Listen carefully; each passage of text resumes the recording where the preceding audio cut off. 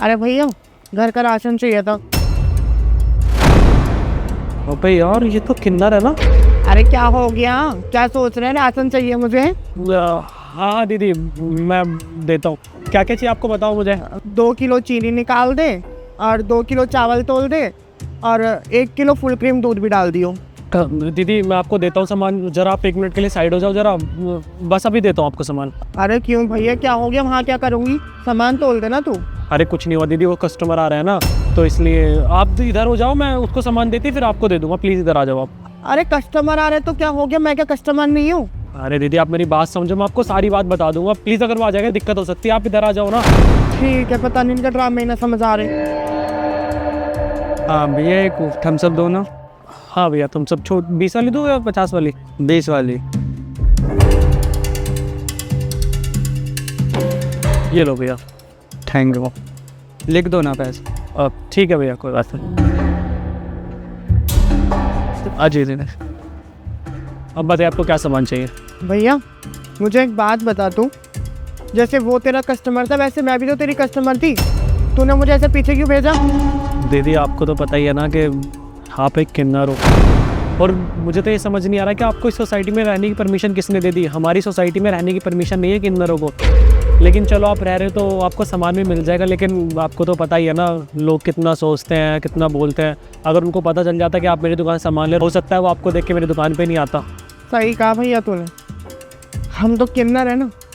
हमारी सोसाइटी में क्या, इस समाज में इज्जत नहीं है।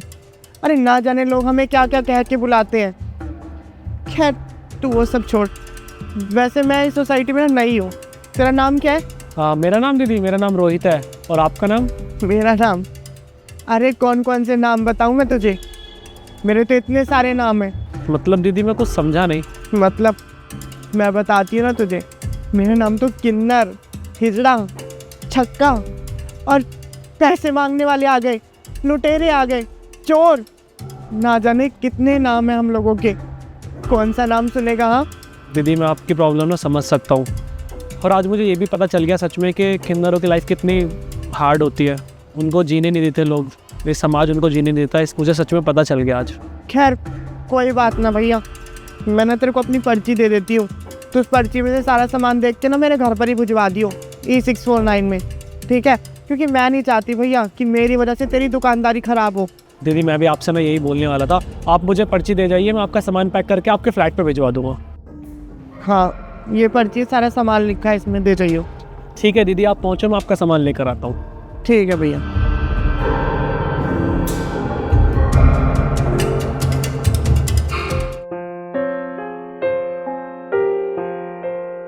ये लो दीदी आपका सामान पूरा पैक करके मैं ले आया जो जो लिखा हुआ था। ठीक है भैया, कितने रुपये हो गए आपके? हाँ दीदी पैसे तो देखो 3000 रुपये हुए हैं, लेकिन आप मुझे ना सिर्फ 2500 रुपये दे दो। भैया 2500 रुपये क्यों? जब आपके 3000 हुए तो 3000 लीजिए ना पूरे, आपकी मेहनत भी तो है। दीदी मुझे बहुत अच्छे से पता है कि मेरी मेहनत है, और जो मैं सामान लेकर आया हूँ ना इसमें मुझे कुछ भी नहीं बचेगा। लेकिन आपने जो मुझे सारी बातें बताई ना उससे मेरी लाइफ रिलेट हो गई, मुझे अपनी घर की याद आ गई। मतलब भैया मैं कुछ समझी नहीं। दीदी जैसे आप अपनी ज़िंदगी जी रहे हो ना अपने परिवार के अलावा अलग रह के, मैं समझ सकता हूँ, क्योंकि मेरे घर में भी ना एक किन्नर है और वो पूरे 18 साल की हो गई है। और दीदी जिस दिन से वो पैदा हुई है ना हमारे घर में, हमें पता नहीं क्या क्या सुनने को मिलता है। वो बेचारी कहीं नहीं निकल पाती, कहीं भी जाती है तैयार होके तो लोग उसको कमेंट करते हैं। हम कहीं जाते हैं तो लोग हमें कमेंट करते हैं कि किन्नर का भाई जा रहा है, किन्नर के माँ बाप जा रहे हैं। मुझे बहुत अच्छे से पता है कि तुम लोग को पहनने ओढ़ने का बहुत शौक़ होता है, और मैं उसकी सारी चीज़ें पूरी भी करता हूँ। जो वो मुझसे मांगते हैं मैं हमेशा ला कर देता हूँ।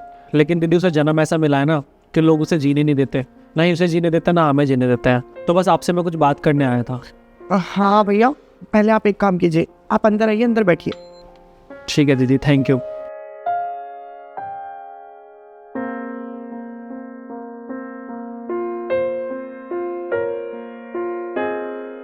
हाँ जी भैया, आप बताओ क्या कह रहे थे आप? दीदी मुझे ना आपसे बात करनी थी। मैंने आपको बताया कि मेरे घर में भी एक किन्नर है।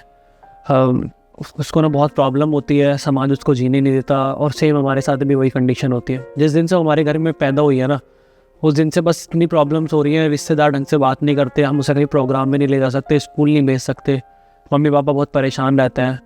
मैंने देखा आपको कि आप अकेले रहते हो, काफ़ी दिन से मैं नोट कर रहा था। तो बस आपसे ये रिक्वेस्ट थी कि अगर आप इसे अपने साथ रख लेते तो मतलब मैं अगर आप उसको रखोगे ना तो उसका सारा खर्चा आपको दे दूंगा। अभी भी तो हम सारा खर्चा कर ही रहे हैं ना उसका। बस मैं चाहता हूँ कि वो अपने समाज वालों के साथ रहे ताकि उसे सब कुछ झेलना ना पड़े और हमें भी थोड़ी सी इज्जत मिल सके समाज। भाई खाने खर्चे की तो बात ऐसी है, तुम्हें ना उसके लिए कुछ भी देने की कोई ज़रूरत नहीं है। हर चीज़ मैं उसको दूंगी, अपने पास रखूंगी। और एक बात बताऊं, जब मैंने अपना घर छोड़ा था ना, तब मुझे ही पता है कि मेरे ऊपर उस वक्त क्या बीती थी, क्या क्या मैंने झेला था। और जिस टाइम मैं अपने घर में रह रही थी तब भी लोग मुझे उतना ही सुनाते थे, और आज जब मैं अपना घर छोड़कर इतनी दूर रह रही हूँ ना, तब भी ये समाज हम लोगों को जीने नहीं देता। इतने ना जाने कितने गंदी गंदी बातें बोलता है। अरे ये बोलते हैं हम लोगों को तो देखते ही कि आ गए, अब ताली बजा के पैसे मांगेंगे, सिर्फ इनका काम लूटने का ही है। और भाई जब तुम अपने घर से उस किन्नर को विदा करोगे ना, तो वो सिर्फ वही जानती है कि उसके दिल पर क्या बीतेगी।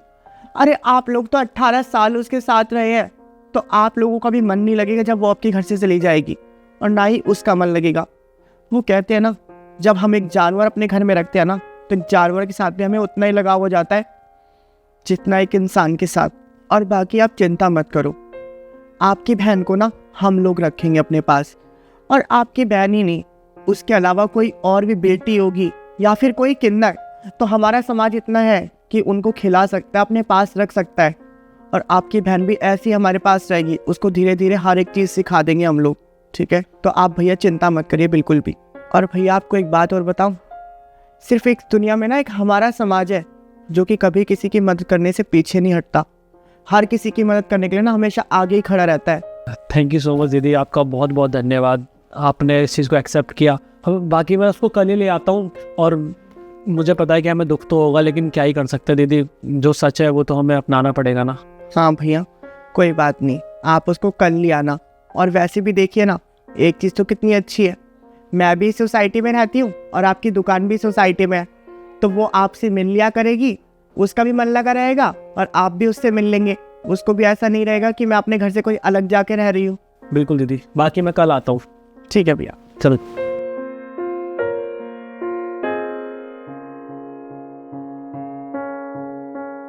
हे भगवान, हम किन्नरों को भी इस दुनिया में ना जाने क्या क्या झेलना पड़ता है। बस भगवान तुझसे एक ही विनती है, कभी भी ना इस दुनिया में किसी को किन्नर का जन्म ना देना।